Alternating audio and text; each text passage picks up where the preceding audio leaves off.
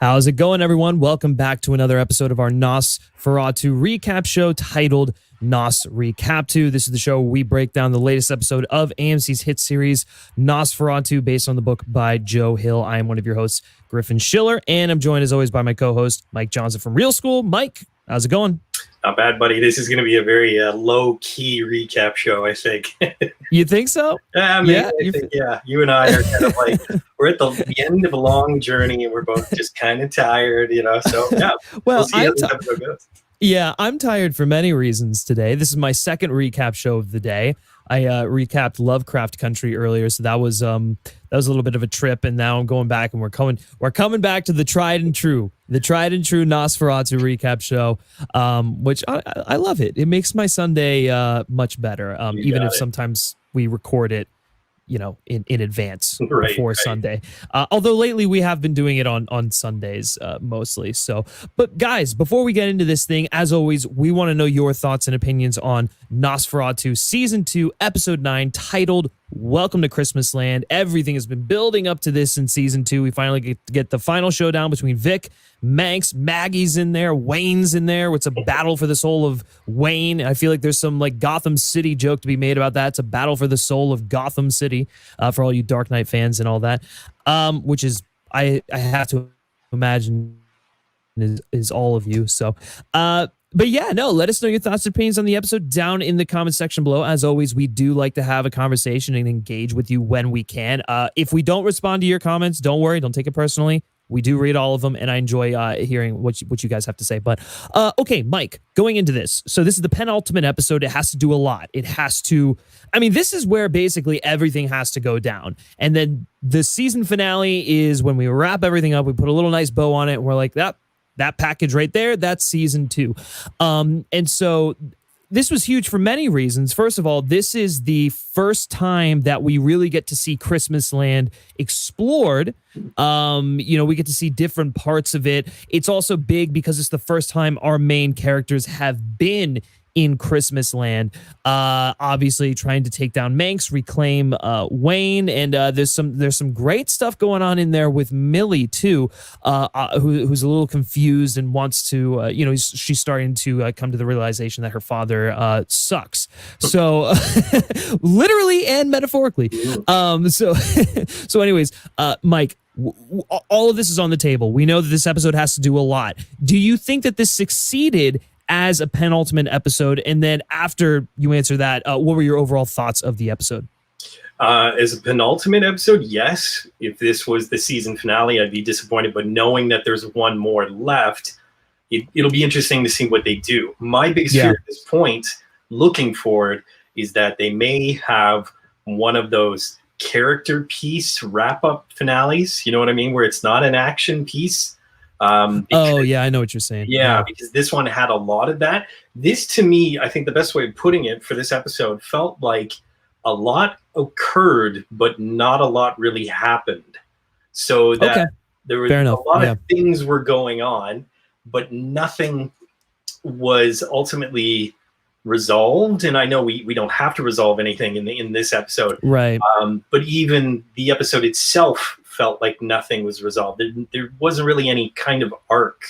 And it was just kind of an interesting hour-long event. And it wasn't necessarily a journey as most kind of serial-based television is, right? So yeah, it was one of those things where I was kind of still watching, and I realized, there's only about 10 minutes left. And I went, well, they're not going to be able to get out of Christmasland. Okay, so what are they going to do here? What are they going to do here? So it was just one of those kind of, and I've used this phrase before with the show, kind of middle of the road episodes where it wasn't terrible at all, wasn't great, but at the same time there were a lot of things to discuss, and it was what they do quite often with this show, which was a setup for the conclusion of this specific arc, and obviously this specific arc means the whole season, right? So. Yeah, and I think that's probably a very fair analysis of it. I think when it comes to these very action-centric episodes with this show, there's often a lot left to be desired, and I don't know if that's necessarily a fault of the writing or whatnot. I think it could be partially budgetary constraints and whatnot. But I do agree with the fact that I felt like a lot happened, but yeah, it was sort of I don't want to say that's not true. It's not inconsequential. It was a lot happened, but the consequences of it are going to be felt in the next episode, which I guess is what you want from a penultimate episode. You don't want everything to be wrapped up here. I will say I felt the urgency. I thought it was some of the best action in the series thus far, for sure. I enjoyed seeing Maggie go around.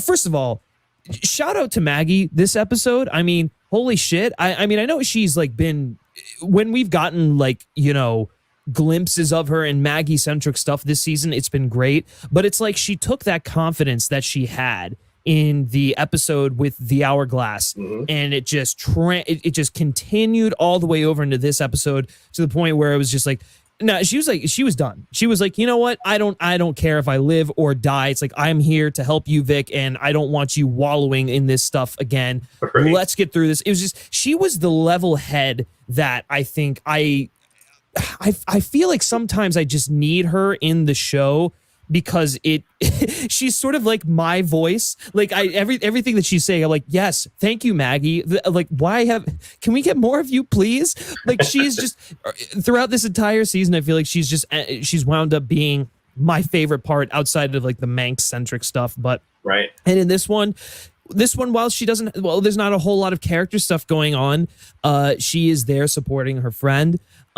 She's confident, she's fearless, she's badass. It's like, this is everything that I've wanted from Maggie, and I'm glad that she got an episode to showcase it. And then also, it was nice seeing her and Vic together alone again, because it's been so long since we've seen that, and I felt like they did a good job of rekindling that friendship. Maybe not rekindling, but just kind of like highlighting what we loved about it in the first season, because there really hasn't been.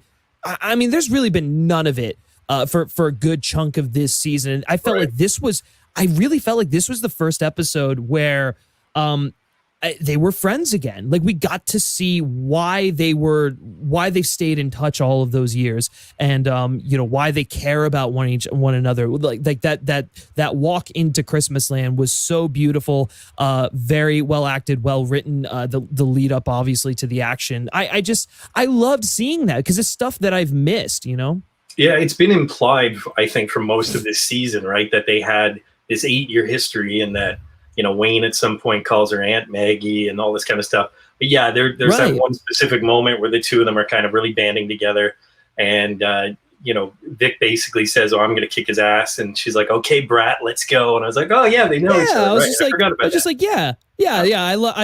I loved their dynamic this episode. That was one of my favorite parts of it, for sure. It's interesting. I think we're on the cusp, because obviously we don't know what's going to happen. I've said this before. We don't know if there's going to be a third season. I think part of this episode as well was that they were leaving things specifically open that I really doubt they're actually going to close off next episode. So yeah, that's true. Yeah, there are a few things, and that's not necessarily a bad thing, because if the show is canceled and we don't get a third season, I don't think the things that are open are not the end of the world. But no. I mean, there's a lot of that stuff where they felt they could leave for later. And I don't mind that, because, for the most part, this writers team has been very attention specific, detail oriented, so that they know what story they want to tell. But I mean, another example is when they're in the kind of ghost house, their old house, and Millie brings Manx in there. We don't quite know what's behind that door that really freaks out Charlie Manx. I'm assuming, and correct me if I'm wrong, my assumption is it's the guy that he used to help. That was my guess. That's for, right? The creeper. Yeah.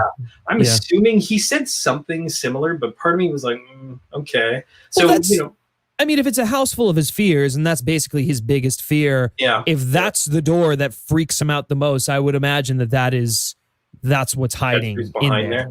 Yeah. So this is exactly what I'm talking about, kind of with the show at times, that, they hinted things, and then even the most adamant fan who dives into these episodes once it's finished and really thinks about all the theories and stuff. Yeah.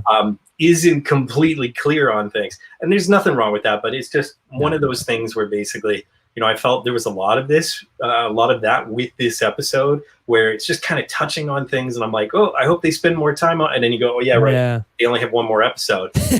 Yeah. So, well, and I guess that's the thing. It's like, if we learn about that stuff in a future season, it's great. But also, like, is it necessary for them to end on season 2?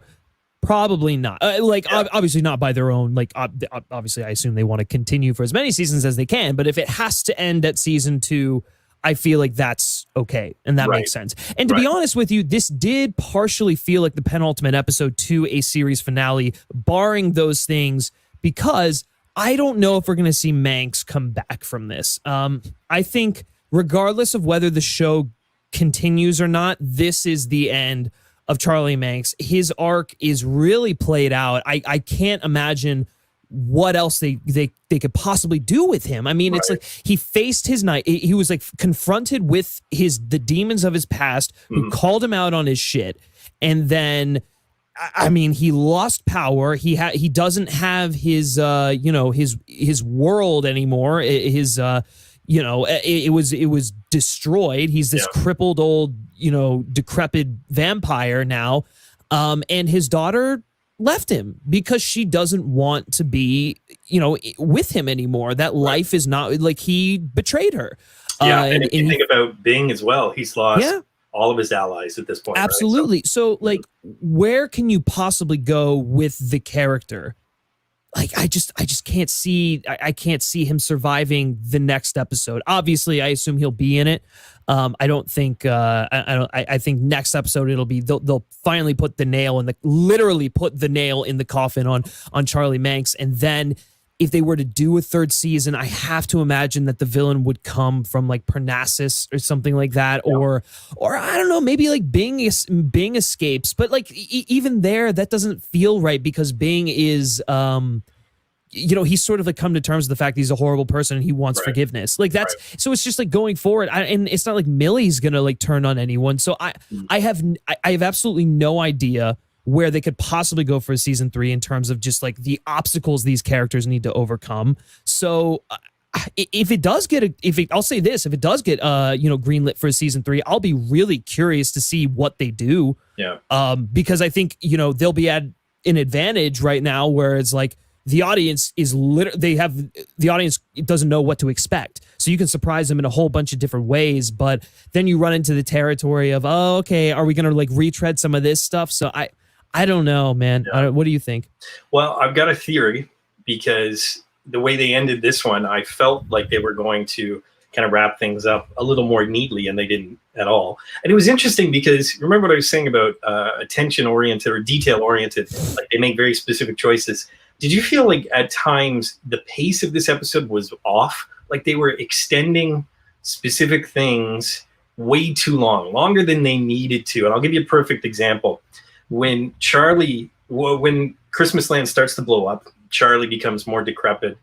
Yeah. Vic goes to hit him with the hammer. She gives him a good couple whacks, and then finally Maggie's like, no, okay, like, you know what, that's not going to really do anything. So let's just I know exactly what you're going to talk to. And then it like cuts away for a little bit, and then it cuts back to him, and he's stumbling in Christmasland, and it felt like, okay, we missed something there. And he stops one of the kids too, who must have been that was strange. Yeah. That pacing was so weird because it was just a direct close up of him going, do you know where my daughter is? Yeah.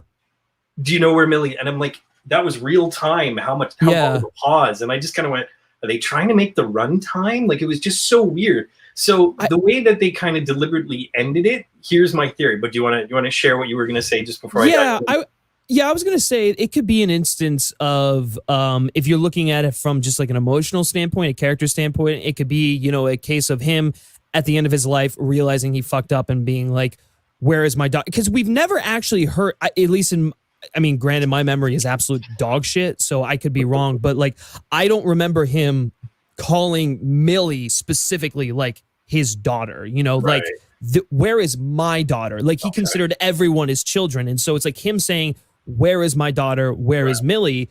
to me, it was sort of like okay, so he's sort of like at the end of his rope and he wants the one child that is legitimately his. Right. And he's about to lose her. So, I mean, I don't know. But then again, it could be another instance of him trying to use her so he can be youthful again, like trying to get her to be his little hench person. So, I don't know. But I am curious to hear what your theory is about that. I just feel like they're not even going to conclude what's going on with Wayne, because I think if they were going to, it would have come easily this episode. So I think that Wayne is still somehow similar to maybe what's the Stranger Things, the first episode where we think Mike is like, you know what I mean? And then there's a link at the end, and we maybe get, because we kind of understand that Wayne is a strong creative as well, and that this could be the legacy of Charlie Manx. That's something you know what? Is planted. Damn it. You know what I mean? Like now we're thinking about him going, yeah, he's going to come home. I think you're right. And he's starting to snap out of it, but maybe he won't. So that, you know, maybe they don't need Zach Quinto to be in every episode next season if they get one. But, you know, there's something there. Yeah, and then we've still got the hourglass. So right. We don't know if he's dead. So you're right where, you know, somebody else could come from Parnassus and, you know, we could have this little like superhero fighting team if Maggie's not killed in the next episode. No, she's not. You sure? Okay. No, absolutely not. No way. You know, on that note, I will say that this is obviously the episode after Chris's death. And I really I have a lot to say about this, and I think you're going exactly where I wanted to go with it. So I take the floor, please. Do you feel, and you and I think are on the same page, that this episode just lacked heart? It just glossed over it. Like if he hadn't died last episode, you would never have known. Right. There was barely any like ramifications of it. Yeah, I'm like, Vic should be like in a very distraught state right now. It should be difficult for her to go to Chris. I mean, well, maybe not because she wants to kill the guy who killed her father, but it's like she should be very. And I feel like they tried to play into it a little bit that she's on the warpath and that she wants to like kill Manx because she killed her father, but then it sort of like divulges into, no, I just want to get my son so that my father doesn't die in vain. But I just never like it was lacking the emotion on that aspect. It was so strange. It was borderline ice cold, I would say, the way they glossed over it, because there was even a moment at the beginning where she's trying to start her bike, trying to get her knife in order, and he's lying in the road. And she didn't even acknowledge it. It was just like she says to Lou, like, "Oh yeah, thanks for sticking around my dad's dead body." Like it was just kind of like that was so bad. Yeah, it was bizarre. So, and then you know it's funny because I said, did it lack heart? But you know what I mean that in a couple ways that it was a little cold-hearted. But more importantly, I kind of felt for the first time that without Chris, because he was a big part of this season, and he was a big part of like getting his grandson back. It literally lost its heart. It lost the character who is the heart of the show in a lot of ways, right? So it's kind of interesting now where you got to, you know, we really liked that episode. I think a lot of fans were kind of hit by that and, you know, loved Chris' character. But yeah, this is interesting now that we're kind of reaping what they sowed. So it's interesting. Yeah, I mean, I think I still maintain that what they did last episode was the right thing to do. For sure. It was definitely a great, I think it was a good send-off. I mean, we had our quarrels with it for sure, but like, I think it was ultimately the move to make. Just, I was expecting more aftermath of that this episode. Right. And we really got none of that. And I understand why. I understand they needed to sort of like hit the ground running and get moving on everything that was going on, because it was an eventful episode. Like a lot happened in this episode. And if you spent too much time lingering on what had happened in the previous episode, you lose some of that. And so they sort of had to cut corners where they needed to. But it didn't feel right. No. It didn't feel right to me. No, in a lot of ways. Yeah, no, for sure. But going back to the Stranger Things thing, I think that's a very apt comparison. I feel like if they're going to go anywhere, it's going to be like that, because we already know that Wayne's power is resurrection, or at least being able to commune with the dead, right? Right. So, or we think, is that his power? Well, like, it's never been theory, because he was with Craig that whole time, right? Yeah, exactly. Yeah. So, if you know, there's obviously a reason that is brought up. If there is a season 3, I can see them, you know, going down the path where it's like Wayne's not quite right after what had happened in Christmasland. There's still like a little seed planted inside of him, and he starts seeing Charlie Manx. Right. And then Charlie Manx starts talking to him, and so it's like that whole thing isn't quite done yet because he's still like left his mark on the kid. And so, yeah, I could see them going in that direction in season 3. I don't think that, bringing back the hourglass per se would be the right thing to do. He's a nice side villain. I don't think he can take over the mantle of Manx. So I don't know. But I think you're onto something there with that, with the planting of the seed, because I do think next episode will 100% be the end of Manx as we know him right now. But going forward, then I'll be curious to see sort of how they handle that. Yeah. But yeah, what did you think? But speaking of Manx, because that's the next thing I wanted to sort of tackle on. What did you think of the whole house stuff? Because I think that was some of my favorite stuff in the episode. I felt it was a little rushed because they'd been building it up since I think the second really, when you second episode, what happened with his wife. Well, third in terms of Ghost Mom showing up, right? No, that's third true. and fourth, Yeah, right? yeah. So you knew something was going to come. It felt a little rushed. I felt like she being Miss Manx. It starts with a D. I can't remember the character's name, but I felt like she needed a little more revenge. Like she needed to play that up. I would have thought it would have been sweeter at that point because, Manx for the most part in both seasons has won. You know what I mean? Like keeps winning. And I think what was really interesting about the season is when he had moments where he was not winning. That the episode with Bing kind of taking it to him was my most interesting moment of the whole season for me personally, just because I felt like, now we're seeing Manx get what is supposed to be coming to him, right? So this was another opportunity where I felt, if they they just gave it a couple more minutes, 5 more minutes, 10 more minutes, made that the real subplot where then he really starts to feel the betrayal. He starts to realize how much he has lost. And then when Millie makes the decision of like, no, I'm leaving, like it really hits home for him. Like I've lost everything, even the stuff I thought I did, for her or whatever, that self-delusion that he has. There would have been a great moment. We also know that, Zach Quinto can pull that off. So, give it a couple more minutes, right? Yeah, I just felt it was a little rushed. Yeah, I get that. I think and you're right. I think there should have been an episode where he entered the house sooner, because I think the fascinating thing about that to me was that he didn't know about the house until she brought it up to him. So it was like, okay, so that's interesting. So there's stuff in this world that he's compartmentalized that he doesn't know about. Realize it's there, right? Yeah, he doesn't understand that these things have sort of like manifested themselves. I mean, if Christmasland is literally an extension of his own conscious, and as his wife said, his ego, which I thought that was great. I really thought he was backed into a corner there for a second when his family came in, and I wanted more of that. We don't get to see him on the defense very often. We don't get to see him desperate and vulnerable, which is why I like that moment with Bing, and that's why I liked this confrontation, because she's like, the only thing you've ever been fueling is your own, your overzealous ambitions, your ego. It's like you don't care. The only reason you have this world is because it makes you feel good and because you think that this is your purpose. And there's even, I wrote a note in here. It was even to the extent of, oh God, where am I? I'm trying to think of what I was getting at.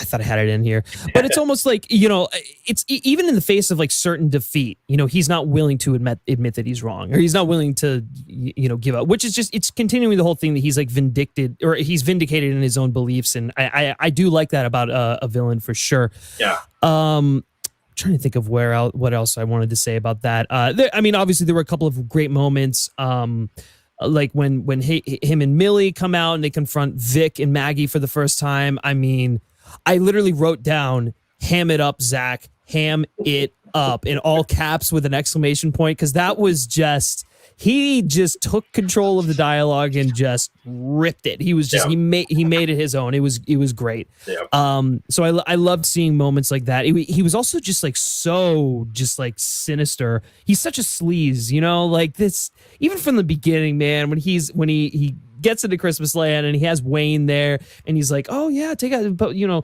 he's saying all these like, sweet nothings, and then he like takes him in to get his outfit, and then he has him write down the names in the in the registry, and I thought that was so just I hate him. He's so manipulative. And only Zachary Quinto can pull off the charming, manipulative, like sleaze. Like that is, it's ridiculous. The only other person who could probably do that is, do you remember the guy who played, oh God, why am I blanking on his name? The guy from Mad Men. Did you watch Mad Men? Yeah. Vincent Kartheiser? The guy who played Pete, or yes, Pete. Yes, thank you, Pete. Yeah, the guy who played Pete is like the only other actor who can like sort of tap into that same like charming sleaze bag sort of. You hate him and you love him at the same time. I know it's oh gosh, it's great. Not many actors can do that, so I'm glad that Quinto had some more time to do that. I guess, was there anything you sort of wanted to tackle on but regarding Manx? Lastly, before we move on. No, not regarding Manx. No. I kind of wanted to touch on the horror part of this episode. Oh yeah, actually that's good, because it was I don't know, I thought there was some good practical effects in here. Yeah. It was interesting because there were moments that took me out of it, because again, we've talked about the show's budget before and we've kind of chuckled and we say, well, they don't have Walking Dead money yet. But the fact is, there were moments where I was like, oh, this could be really, no. And it just fell short again, right? And I was like, oh, it could be tense. You had kind of a Shining homage. The maze, the maze thing. Yeah, right? I was like, okay. But yeah, all these little action pieces in the horror were the same thing that I had just said about the moment with the Manx family, this undead family, right? That I wanted, just give me 2 more minutes. And there were moments, because if you remember when Maggie's running around, she's trying to escape, that she sees a tree with all the drifters, the body parts on the tree, and the sheriff from season 1 was there. Was he not? Was that not? Yeah, no, he definitely was. That was actually one of my favorite shots.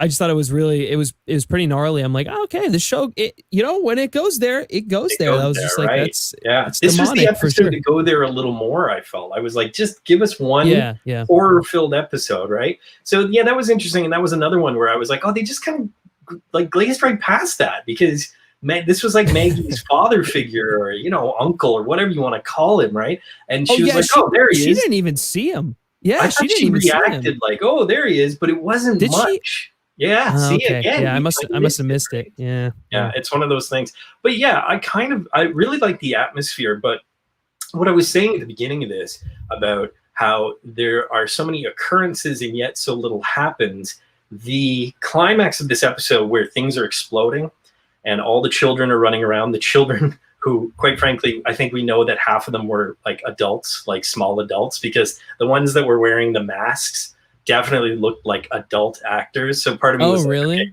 Like, okay. And that was another thing that kind of took me out of it, because it was like, okay, they're clearly not little kids. And let's face it, when the little kids do creepy, they're super creepy. So yeah, like the Shining sisters, the little homage to that was really good. So it's one of those things where it's just like, you don't need 700 of these kids running around, right? Half of them weren't even doing anything. It was just kind of a weird, very chaotic episode to me. And all of these action pieces, to me, they seemed a little disjointed. Like, the kids running around, but nobody really interacting, and then it would be this odd moment of like, well, now I've got your tiles, and then they played keep away from Maggie, and then it would be like the same 3 kids in the ice maze, and then they'd get out and like 50 other kids are running around. I'm like, well, what are these kids doing, right? It was kind of all over the place a little, because I think they tried to make it the climax, and I get the impression this is the climactic episode of the season, and that's what worries me, where I go, oh, they just needed a little more time to organize and just get it a little stronger, right? Yeah, I think chaotic is the perfect word to describe the structure or the I guess it would be the structure of this episode, because you're right, there was no clear sense of geography, and granted that can keep you on your toes when you're in a horror sort of centric episode like this and you're going to different places. However, I don't think they utilize the atmosphere enough in certain moments to warrant being so all over the place, I guess, just in terms of that.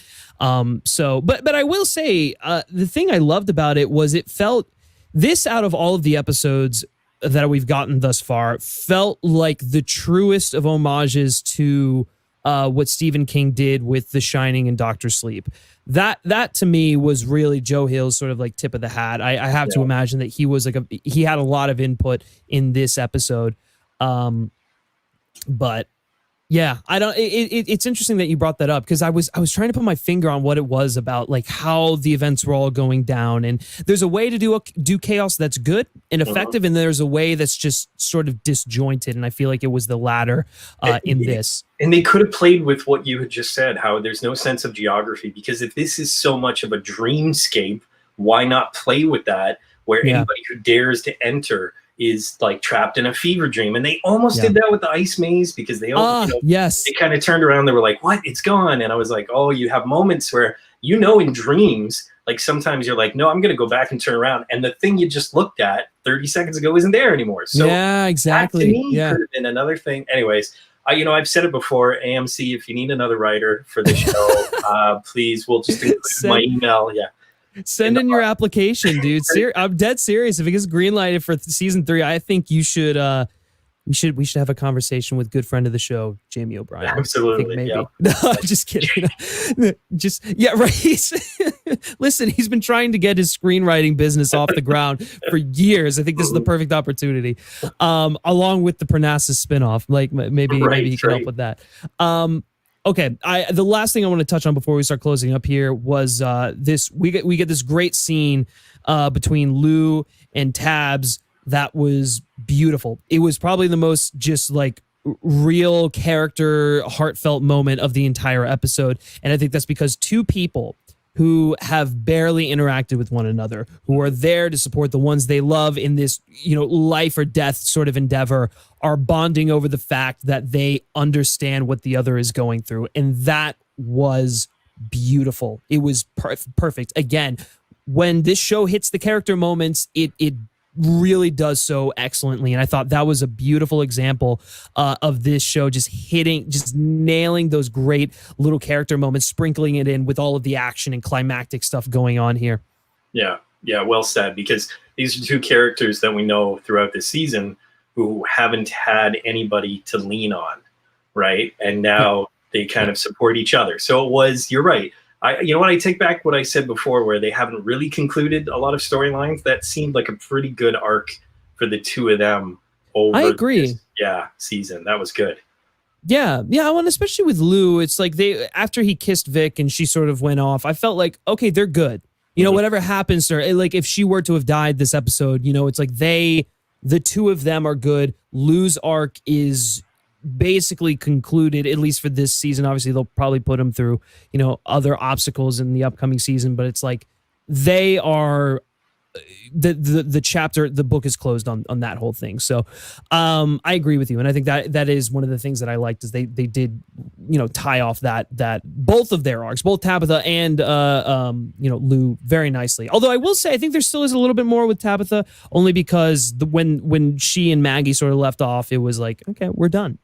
So maybe it'll be one of those things, if the show continues, one of those relationships that's like, oh, they're on, now they're off, they're on, they're off, who knows.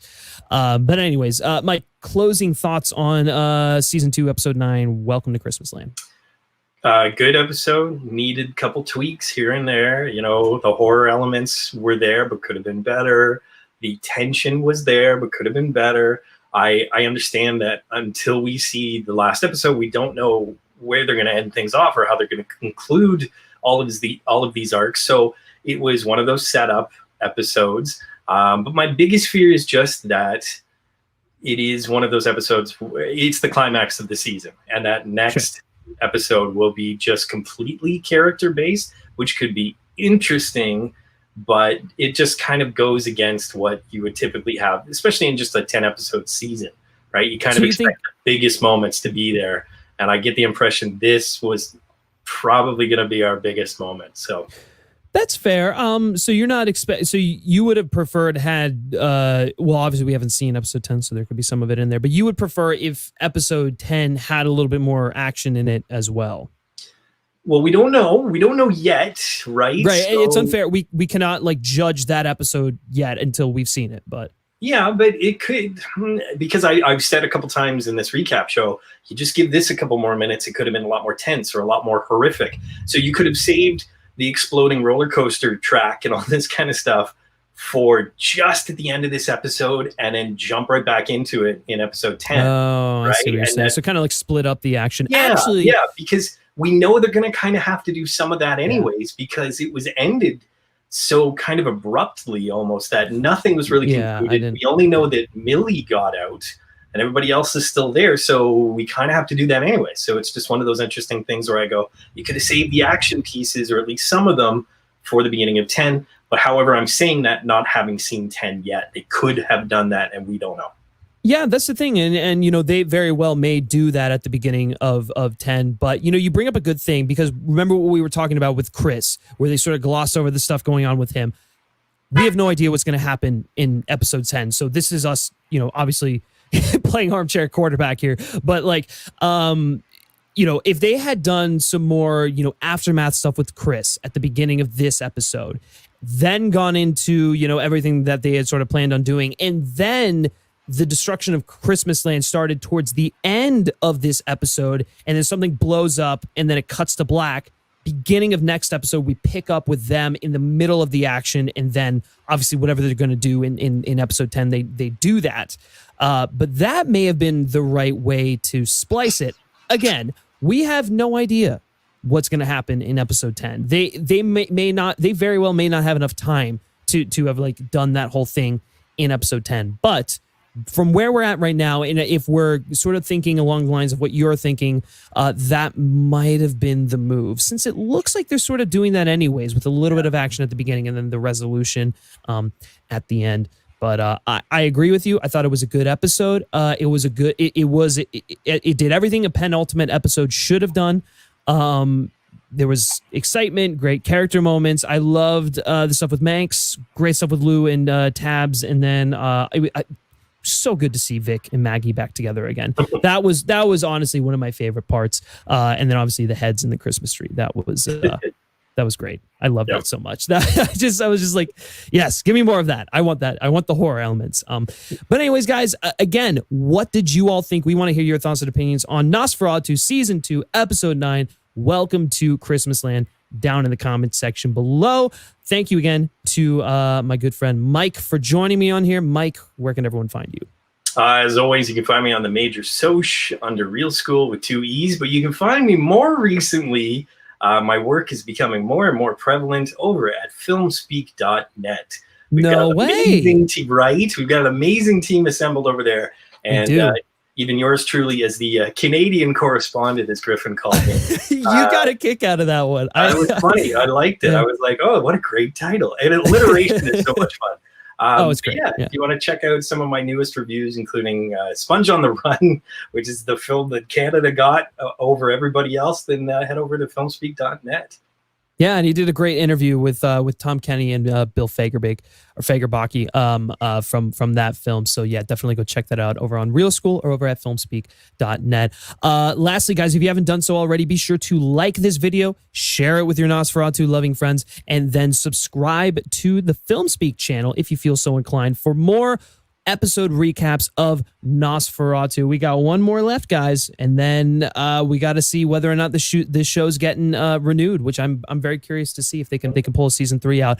And then also we do other TV recaps. As I mentioned at the top, we just started recapping Lovecraft Country, which if you're not watching on HBO, it's absolutely phenomenal. I am just completely submerged into that right now. That was one hell of a series premiere. So definitely check that out if you feel so inclined. And then also you can like FilmSpeak on Facebook, follow us on Twitter, just search FilmSpeak. And then lastly, if you like me specifically and you like what I have to say, you can give me a follow on Twitter at Griff Schiller. All right, guys, thanks for tuning in to another recap of NOS4A2, and we'll catch you back next week for the season finale. But until then, take care.